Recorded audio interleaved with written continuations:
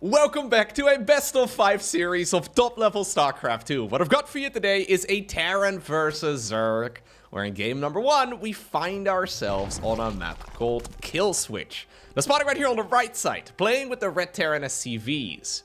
We have the World Champion of StarCraft 2 in 2024. You know what? By the time that this video goes up, I think the 2025 World Cup, I don't really know exactly what my schedule is going to be like, but I think the 2025 World Cup will have concluded. Maybe this man won in 2025 as well. I don't know. Playing right here with the red SCVs, though, we have none other than Clem and his opponent. Likewise, also somebody in the running for World Champion of StarCraft 2. We're looking inside of the main base of Reynor. Alrighty, this particular series was played during the RSL, a brand new StarCraft 2 tournament. So they decided to release all of their replays in one giant pack. Tournament actually ran for, I don't know, like a month and a half, 2 months or so. I'm not exactly sure. Interestingly enough, by the way, Clem, not in Clem Mlem. Also, the C in his username is for some reason not capitalized. So we're in Clem 0 milliseconds instead. Not exactly sure as to why. I know that Reynor, over the last few months, has spent a bunch of time in Korea. Ah, yeah, that's what this is. Okay. So we have Basilisk Korea, I guess, there for Reynor. And maybe Clem was also in Korea when this was played? Because this may very well be Clem's... Like, I've seen him on this account before. But I believe both on the NA server as well as the European server, he's in Clem Mlem with the little polar bear next to the command center. This may actually be both players playing on the Asian server instead. It's the only thing that makes sense. Anyway, I'm hoping at the very least that that is the case. Because otherwise, if it's Korea versus Europe, that means that the games are played on the NA server. And that basically just means that both of them have a bunch of ping. Ping doesn't matter for the vast majority of the player base. But at this level, of course, when you're trying to micro Marines against Banelings and vice versa. Yeah. If everything is delayed by like 0.15 or 0.2 seconds even, obviously the entirety of the game becomes very difficult to play. We could probably figure it out, actually, based on the reaction speeds. I'm assuming this is played on the Korean server. Anyway, Kill Switch. So the RSL, it uses a little bit of a different map pool. It's a best of 5 series, so I can imagine we're going to see a few other non-ladder standard maps, which is pretty hype. Kill Switch is one of those weird maps that was made during the most recent map contest. And I don't think it did particularly well, but it was one of the finalists. I thought it was quite interesting. So it has this like giant mineral field in the back of the main base. So we do have some more harassment. Okay, gets a kill, not bad. You're not supposed to be getting a kill with the first Reaper. Quite like it though. But yeah, there's a giant mineral wall over here. These are all skinny mineral fields that only take like a trip or two for a worker to mine out. And then there is a giant watchtower in your main base. And then right next to it, we have some inhibitor zones that slow down, especially flying units that go through this section of the map. The whole layout here is weird. I like it, though. It's interesting to, at the very least, experiment with. Looks like we also have a wall off over here that is, well, I'm guessing 2 by 10 wide.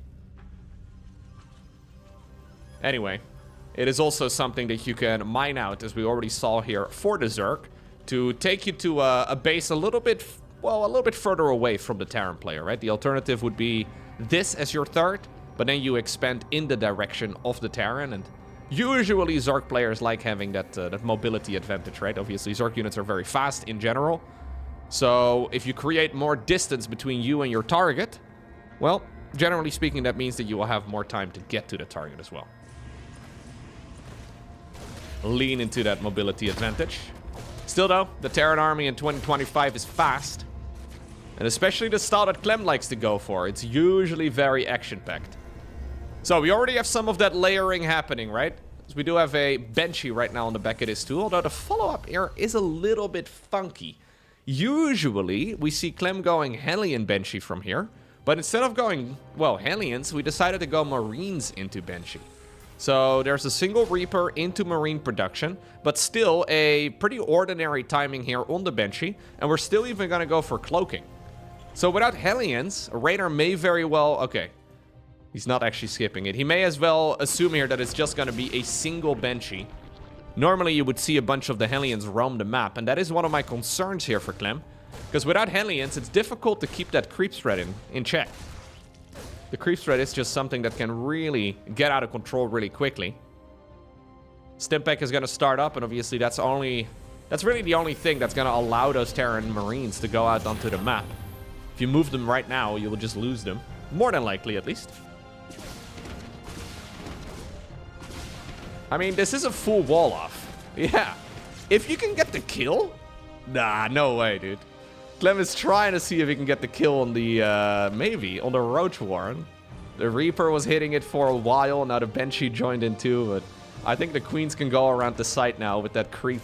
Getting dropped as well by the Overlord, and then an Overseer here too as a detector for the Cloak Banshees. Second Banshee, though, does show up, and obviously the Queens are somewhat out of position. The main and the natural are not yet connected either. Yeah, all of this feels a little uncomfortable, but ultimately Reynor is now already building up a fourth base. So last time I saw Reynor play against Clem, if I'm not mistaken, he went for the Infestor into Ultra style. So Roaches into Ultraling Bane with Infestors for support. Yep, there we go. Looks like we are once more employing a similar style. I'm assuming at the very least, also with the single evolution chamber initially with the +1 armor, I'm assuming that this will be leading into Ultras. Now I think Clem is probably thinking the same thing. Love the reflections, by the way, on this. Oh, yeah. It's kind of beautiful. This is a really lovely moment, though, for Clem to attack. Because what is there right now for the Zerg player to defend against this sort of thing? Clem only needs a small advantage to be able to leverage a game to a win. And this is the type of, well, advantage that he's looking for. Killing a hatchery right here and taking the winds out of the sail of the Zerg is exactly what he's aiming for. Fourth command center starts up on position.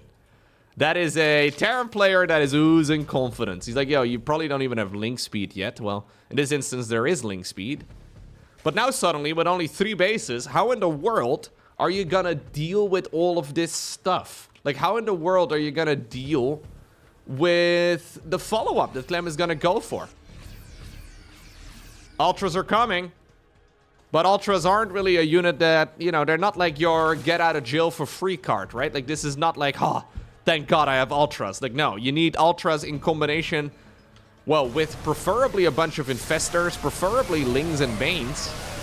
Still a nice fungal, though, to start off this engagement, but I just don't think the Zerg army is good enough. Oh, Reynor forced to make a few Roaches again, too. That's like the last thing he wants to be building at this point in the game. Yeah, Clem is just looking mighty.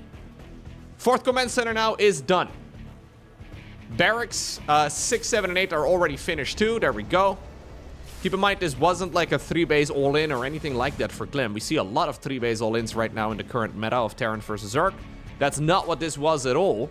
Now imagine if it would have been. I think Clem would have just straight up won. So maybe Reynor should be thankful that Clem is such a merciful god and decided to give him the benefit of the doubt. We'll have to see if he's so lucky in the next game as well, but... Ay. Those Banshees from the early game still being annoying, too. Now, this map does feel a little bit choky, right? Like, there's only so many angles in which you can attack. Without Ultras, Infestors are kind of pointless, even though those... Well, without Ultras or Banelings, right? Even though we had some nice fungals here, I don't think they really matter until the Ultras can actually close the distance, and they won't really be able to until this upgrade is done. Reynor, though, thinking about pulling the trigger right now, creates a flank. Let's see, is there enough for Reynor to overwhelm this? The Ultras, though, are likely gonna pop really quickly if they get targeted down, but at this rate, they're actually still doing quite well. Yeah, so now the big power spike for the Ultras hits. Fungal is not available anymore on that particular Infestor. Clem is microing all of this brilliantly. Ghost production's coming. +2/+2 is just about to finish up as well for the French Terran. And he's gonna start doing a little bit of multitasking. Still, though, Reynor keeps the 4th base alive this time around. Only barely. But as long as it's mining, that's all you really need, right? 1 HP is the minimum. Anything above it is a luxury. Health is a resource. Let's see. Still not really liking this, though, for Reynor. Like, how many times have we seen Clem in a situation like this? He just looks nearly unbeatable from these type of positions. Still, though, the Ultras are starting to break through. Fungal growth can change everything, but likewise, snipes are going to be really strong here. We only have 2 ghosts at the minute, but they will be joining in now with the next set of reinforcements moving out. Looks like the drop in the main base at the very least got the Knight. That Overlord providing vision and obviously the slow zones, as well as all of the Spore Crawlers. Clem swoops in, does end up killing the 4th hatchery now, but there is a 5th on the back of this. No Medivacs in this army, only 1. Trying to get some good engagements. Liberator production now also starting up. Still though, here's a big counterattack. Starting to get some deja vu from a series that these two played not too long ago. Ultras are trying their very best to... Nah, there's no way, Ultras. There's no way. You guys are just gonna die. Ravagers over here too. Yeah, this is Reynor, I think, just frustrated. Like that, okay, that was for all intents and purposes an all-in. That wasn't really entirely necessary, but it did nothing. Next up, we find ourselves on Persephone. Clem looking dangerous. Yeah, I feel like Clem, in all of his games, all he needs is just one little edge, and then when he has an advantage, he just never gives it up. We don't really see him do that, like, more passive approach that a lot of Terran players are fond of. It's just that mass aggression the entire game long. And when he gets the ball rolling, it just, you know, it turns into an avalanche really quickly, right? It snowballs, quite literally. Very, very rapidly. And it's very much so up to Reynor to try and interrupt it. But if you take any damage at all, and obviously the Zerg early game doesn't really have a ton of aggression right now for Zerg players, it just makes the entire game a little bit tricky. It just makes everything a little hard. Now, Persephone is a well-studied map at this point. This is the type of map that the players will have a ton more experience with than the previous one, and I feel like Reynor's SimCity there, and maybe some of his, like, positioning in general, the way that he took his expansions also just made things a little harder than they really needed to be, because it allowed Clem to really just focus. Like when you think about Reynor's playstyle, you think of run-bys, right? And with the way that he set himself up in that previous game, run-bys were very difficult. Maybe it's just the map in general. I'm not exactly sure. Either way, even though we had Hellions skipped in the previous game, this time around, we do go to Hellions. Oh, well, you know what? We go into TERRAN MECH. Okay, then. Okay, then. We're doing a little bit of Cyclone Mech? Really? Wait, we're gonna make Hellions out of this? I thought we would go... Huh. Alright, let him cook. Let's see what he decides to do. I thought we were gonna add tech labs to those factories immediately and go into the Cyclone army instead. I think that is actually the plan. Is it not? I think he's waiting for the second, or I guess now the 3rd factory, the second out of the 2 that he added. I'm assuming we're gonna add a tech lab to this one and then build a tech lab around the same time as well on the 1st. The 1st of the 2. Or we just go a gajillion Hellions, how about that? Just make all of the Hellions. I don't think it's gonna work though against somebody like Reynor, because then you're basically saying, okay, I'm gonna do only Hellions, and I want you to, like, subscribe to my only Hellions. Yeah, okay, tech labs are coming up. Fair enough. If your strategy is to right-click the Zerg's mineral line and let, I don't know, close your eyes and let Reynor take the wheel, I mean, it's just not generally ideal. It's a lot of Hellions, though. 2 more factories on the back of this as well. Here we go. Close your eyes, Clem. Let Reynor take the wheel. Or, wait, no. Different Reynor. I mean James Reynor. Ay. Does it actually work? Ay. It actually works. 8 drones end up going down. We have Reynor desperately trying to wall himself in. Brenda functioning as a door.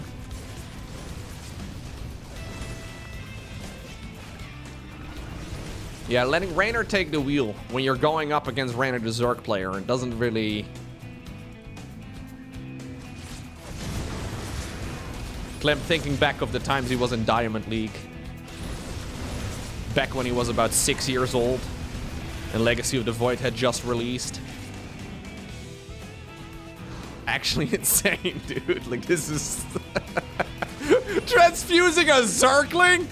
My god! Reynor just transfused a Zergling. That's when you know times are desperate. That's insane. I don't even know if I've ever seen a transfusion of the Zergling before. 20 drones. 20 drones, 27. That's insane. Alright, well, Cyclone production has begun eventually.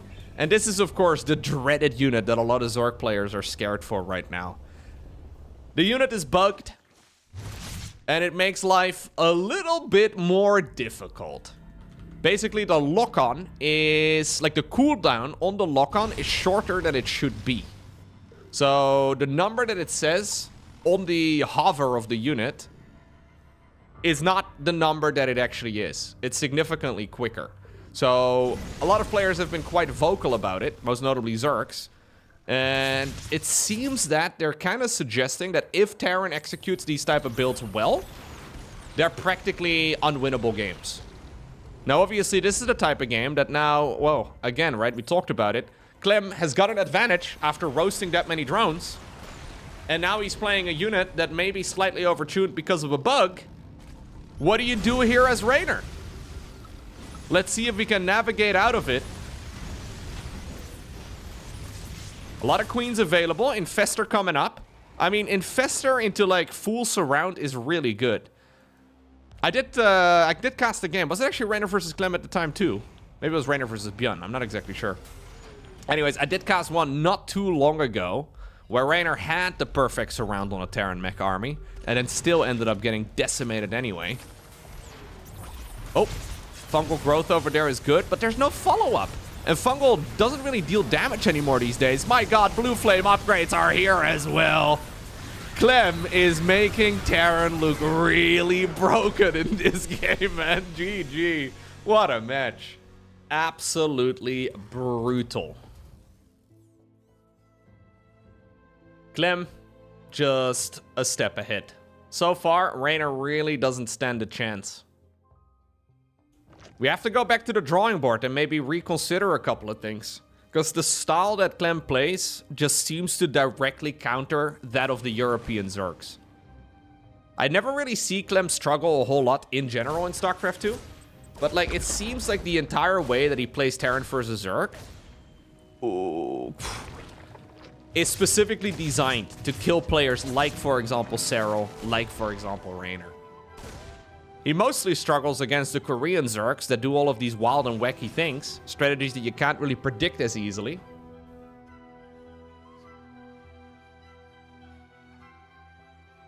It's difficult here for the Terran player to really do anything wrong, it seems. Clem playing a wide variety of strategies, Reynor just a little bit too predictable, and Clem is countering it with ease. Alright, triple CC. Hellions, Banshee, right? Yeah, it should be a starport this time around. Yeah, it's funny. Even though I rarely see... So that Cyclone-based army, right? That Cyclone-based build. It almost feels to me like Terran players are, like, expecting that the thing is gonna get changed. Or that the bug is gonna get fixed. Because even though it's one of those threats that we rarely see players lose with, they're not really, like, abusing it so much. You know what I mean? Like... It's fair game. Like, if... Look, there is something to be said, I guess, for, like, playing a gentleman's agreement, right? Where you're like, well, the unit is bugged right now. We all kind of know it, but they haven't gotten around to, like, fixing it yet, so I'm not going to abuse it. But ultimately, anything within the game is fair. There's people out there that think certain strategies shouldn't be allowed because it's bad-mannered or whatever. I think, you know, this is... The gloves are off, right? Like, we're playing a game. You can do whatever... is legally within the game's rules to, yeah, try and beat your opponent with. And if you've found something that might be a bit abusive, I mean, I think you can just play that every game if you wanted to. But I feel like even though we don't really see Cyclones lose a whole lot, Maybe I just don't see those games. Maybe just a series where I get to cast the players that actually do go Cyclones, and maybe I just don't see the other games out there. But yeah, maybe that's the case. But I think across the board, it's a strong strategy. Going into the EWC soon, so this video will go up after the EWC is wrapped up, but I think at the very least, I think I wouldn't be surprised, man, if we're gonna see a hell of a lot of Cyclone mech at the EWC. Even though Terran Bio is perfectly viable, it just seems like an absolute killer strategy. Nice little bit of harassment again here, though, coming out of the Frenchman. Kills a queen. Liberator is forcing a lot of mining loss. Aliens once more trying to find a bit of an angle. Looks like he found a little transfer of workers. Mineral line. Oh my god. You can feel with the way that Clem is playing sometimes that he's feeling good, you know?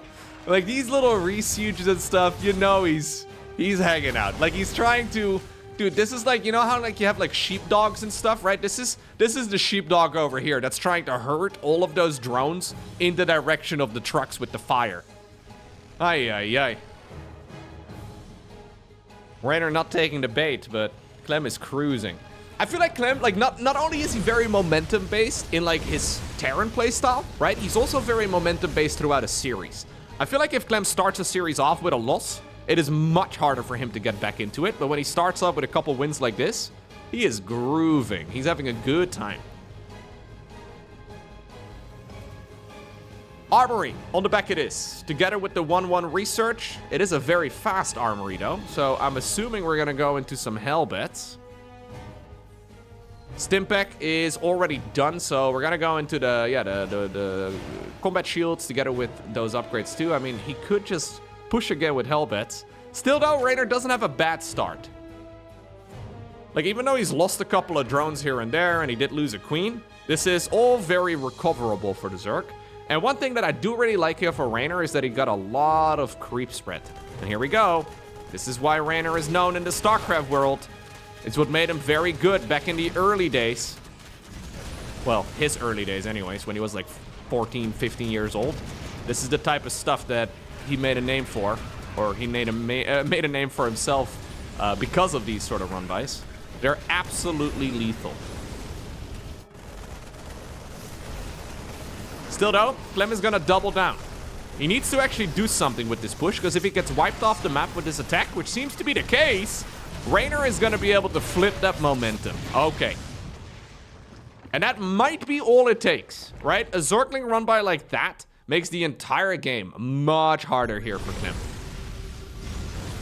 Now suddenly he can't play that, well, momentum-heavy approach.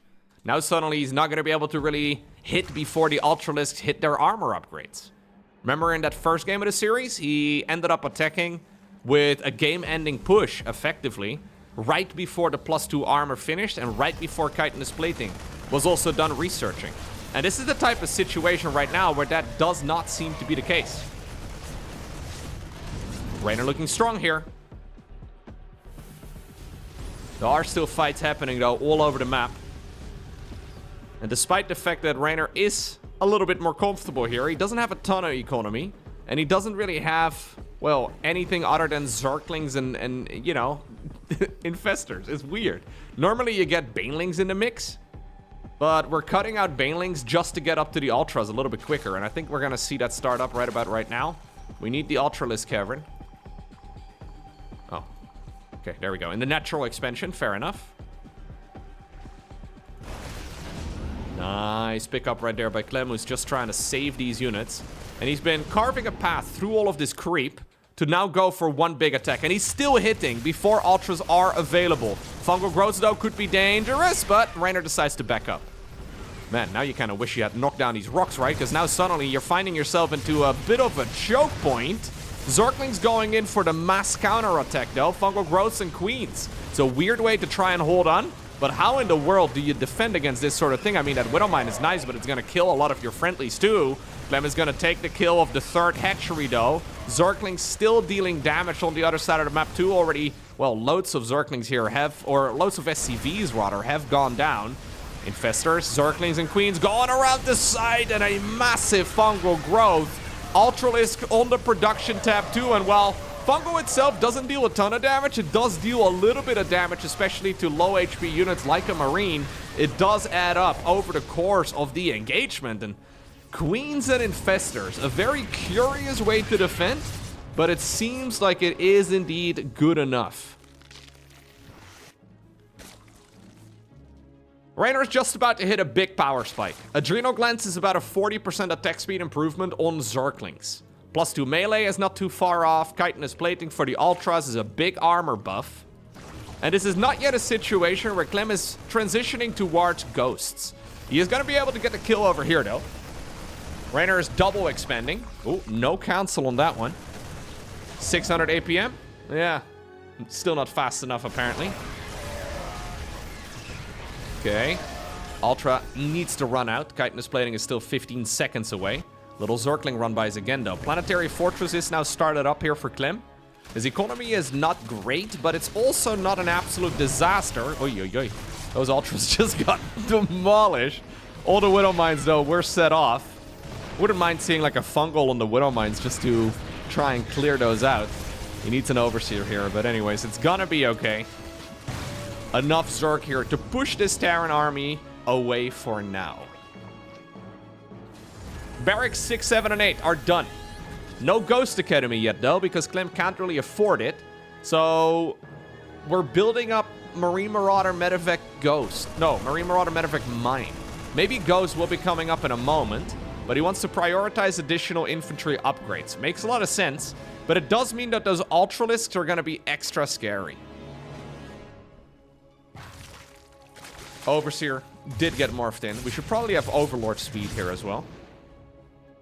Just because he will have to bring a bunch of Overseers with the army. And at this point, Overseers are the... You can't reach that. Overseers would be the slowest moving part of this Zerg force. Okay. Little medevac drop moving on over towards the bottom right-hand corner. Queen's ready to intercept, but they don't know. So they're actually moving slightly out of this position again. Factory at the front takes a lot of damage, but so far this run-by has been dealt with. Hatchery once more gets cancelled. Small hit squad of units for Clem. Clem actually is slowly chipping away at whatever he can. So he now knows that Zerg is 100% on 4 bases. He's had vision over here in the bottom right. He's had vision over here on the left side of the map too. So I think that Clem is still pretty happy with all of this. Even though he sort of got, well, stopped short earlier. 4 base versus 4 base with a 5th command center coming up. 8 Rexes here. I mean, Liberator production has started up. Clem is just about a minute or 2 away from being very comfortable once again. It's not like Reynor's economy here is too big. Fungals, though, could be massive. Yeah, those Fungals are massive. The Ultras are going in, and suddenly you realize why their name is Ultralisk. Most of the time, they don't look that Ultra. But when they're fighting well, when they're actually hitting units, they deal a stupid amount of damage. Zerglings and Ultras now knocking at the front door. Terran units trying to back up to the safety of the planetary fortress. Bunch of Liberators up in the air as well. Well, these are like giant no-go zones right here for Clem. Still, though, the Ultras just kind of run through. If they have Zerglings to tank some of the lip shots, that's all they really need. And this is now an absolute disaster for our French Terran player. He's having a difficult time stopping the flood. Spire, in the meantime, on the back it is for Reynor, who's probably planning on making a round of Corruptors just to try and deal with those Liberators and Medevacs, but he's not going to need it. GG gets called as Reynor gets a point on the board. Next up, we find ourselves on the map Ley Lines. It's going to be a barracks, followed up here with a factory. Quick command center on the low ground for Clem. Reynor, in the meantime, on the other side of the map. Hatch gas pool.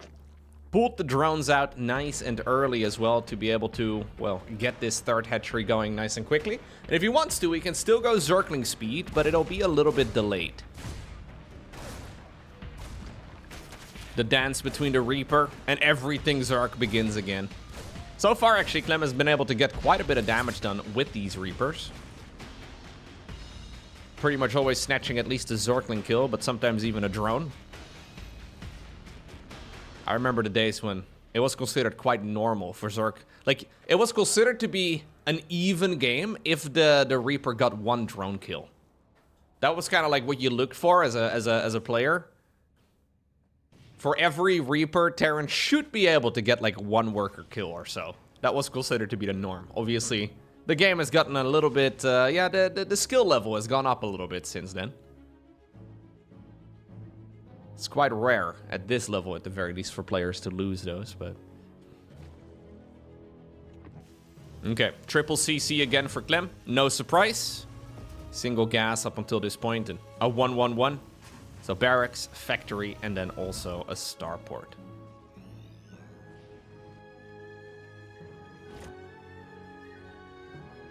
First Hellion drives across the map. Look at the cool flames on the back of the car, dude.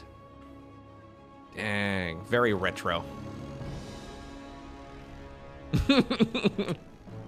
I really like the flames, actually. They really do look like they've been put together by a guy in a shed. Just put a flame on it, it's fine. Just put the turret on it. Still though. Not gonna be enough to one-shot workers, but if you get multiple shots off, it might be okay. Sorry, what? Did the Reaper get the kill on that drone? Must have been the Reaper. Kinda looks to me like Reynor just denied a kill there, but this is, you know... Nah, it must have been the Reaper. What killed this? Nah, it was the Reaper, okay. I thought for a second the Queens denied the experience gain right there. Reynor forgetting for a second that it's not a MOBA, but... No. It was just a good old Reaper, and guess what? He's sneaking away. So even though Reynor went for a really quick third hatchery and he delayed Zergling speed, it's still a little bit tricky, right? So the reason we saw Clem diving deep there is because he analyzed exactly what the build was that Reynor went for. And he realized, wait a second, I can actually push before I get, well, 4 Hellions out. Normally, you don't really ever consider as a Terran to drive by into a mineral line until you have at least 4 Hellions. But when you see the Zerg purposely delaying link speed, well, you may as well go ahead and test the waters.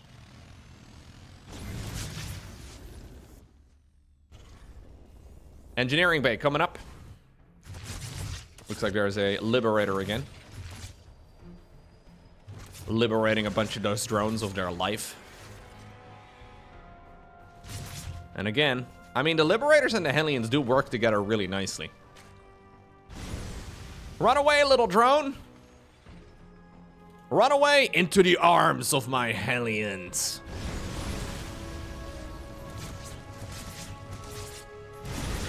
Yeah, Clem playing like an absolute bully again. Look, he's gonna get these creep tumors too. Not? Ah, oh, alright. I feel like he could have had those. I guess he really doesn't want to... No, he wanted more. Look, I have an eye for smaller things, apparently. This man wants to get the cake and then eat it too. And this is so painful for Reynor. Like, Reynor knows he's chasing after this, and eventually it will die. But he also knows that Clem is having the best time. Like, this is exactly what Clem loves to do, you know?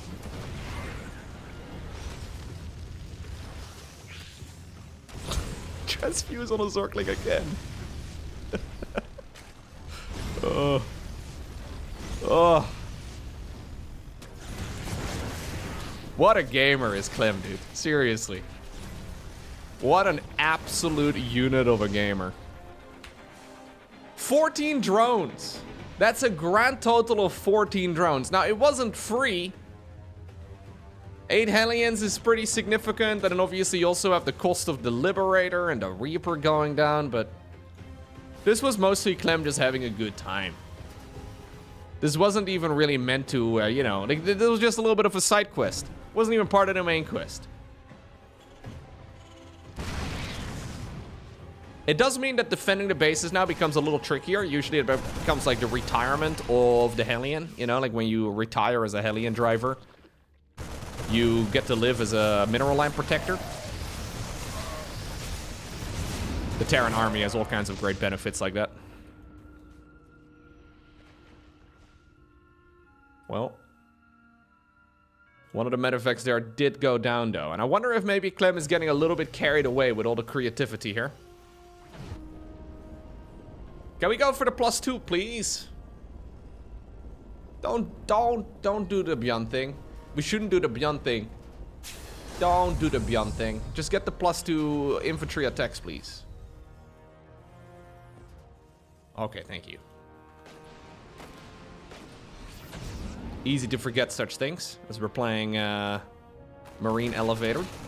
I don't know what this little mini-game is called that they're playing, but... This is called Marine Peekaboo, I think. There's also another fight going on in the top left.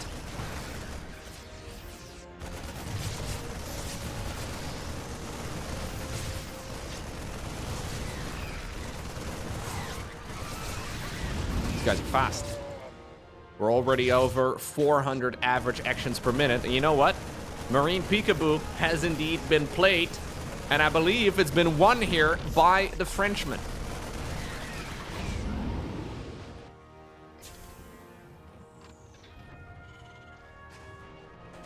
Ultra Cavern again coming up here for Reynor. It'll be a bit until the Ultras are actually out and upgraded. Infestors are here again too. I really feel like this is one of those builds that Reynor has a ton of success with when he plays it against random people on the ladder. I feel like against somebody like Clem though, I mean, these fungals are brilliant. Oh, painful. Painful right there for Clem. Transfusions as well on the Infestors. Yeah, I feel like when you play against Clem, those are the type of engagements that you rarely get. As once more, the Marine Peekaboo squad is going in. Clem's just so freaking dangerous here. Okay, so Adrenal Glands, +2/+2. Chitinous Plating. We need that upgrade. Another Queen does fall. Another one bites the dust. Alright. Man, this little squad of Marines has actually been insanely worthwhile. Yeah, now these other guys show up for the glory.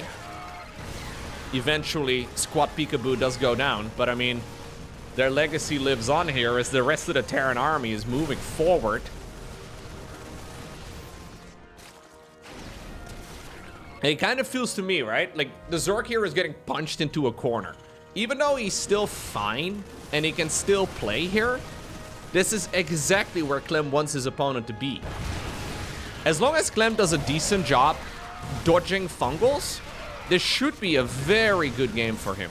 Now, obviously, it's not easy. One fungal and this game is over. Oh, no, he forgot Chitinous Plating. He never started Chitinous Plating. That means that these Ultras are just going to be dead. Like, Marines alone are gonna kill them easy. Reynor actually forgot about one of the most critical upgrades here. Spire coming up. But Ultras are not, like, they're too expensive to not get that upgrade for. You don't generally make them as damage dealers, although that's a nice bonus. Usually you make them to tank the damage, so the Lynx and all the other units can actually get close to it. Clem, though, causing so much chaos all over the map, is making Reynor forget some of the critical upgrades. And look at that, 5th base is now getting a planetary fortress. 6th command center starts up in the meantime, too. Clem did forget about the +3 infantry armor. Not as important. But still, of course, a very nice upgrade to have. Fungal growths get dodged.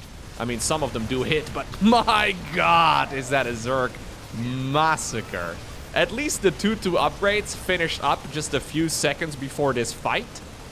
So that makes, well, at least before they get sniped themselves, that makes this all manageable-ish right there for Reynor. But, well, it's very, very clear that it is not going to matter. Honestly, Clem looking dangerous here. It seems like his entire Terran versus Zerg playstyle, it just has, like, it has so much technical depth. He's not doing the same strategy every time, right? Like, we've seen well, a different build in every single one of the games. And in the one game where he lost, he had some unfortunate engagements. As long as you dodge the fungals, though, I mean, just dodge, right? Like, as long as he micros well, it just seems like a strategy when you play this against him. Let me rephrase that. I think if you play this style as Reynor against Clem, when he plays, well, as well as he does here, it's not really a winnable strategy. Because you effectively rely on your opponent getting caught by mass fungal. But if you do the same strategy over and over and over again, it's kind of like not anticipating a Protoss player with Size Storm. I mean, at some point in the game, they'll have Size Storm. And even though it's quite uncommon, at least historically, for Zergs to rely on fungal growth so much, yeah, it just seems like an absolute no-brainer now when you go up against Reynor and probably also Sero in the future. If Clem can play like this, it's going to be extremely difficult to beat him. Anyways, today I want to give a special shout-out as well, of course, to all of the Patreon supporters. If you want to, well, be on this list too, you can go ahead and head on over to patreon.com/LocoTV and be one of these legends right here. You can be like, yo, mom, I'm on the screen. And then, you know, she'll probably be proud of you. Maybe.